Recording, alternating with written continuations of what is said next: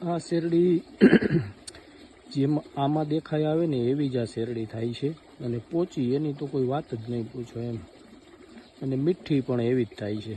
ખૂબ સરસ છે એનો દેખાવ. જો આની અંદર જ એટલો ખ્યાલ આવે કે કેટલો રસ ભરેલો છે એની અંદર, અને હકીકતમાં એ એવી થાય જ છે એમ.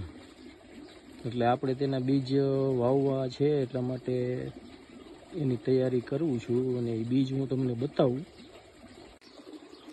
આ શેરડીના બીજ છે જે એકદમ એની ઉપરનું જે છાલ છે એકદમ કડક આવે. જો દેખો કકડે, એટલા માટે એને સુતરાઉ કપડામાં બધા જ બીને અલગ અલગ પોટલી કરી દેશું, અને અંકુરિત થઈ જાય ને પછી ફેરબદલી કરશું.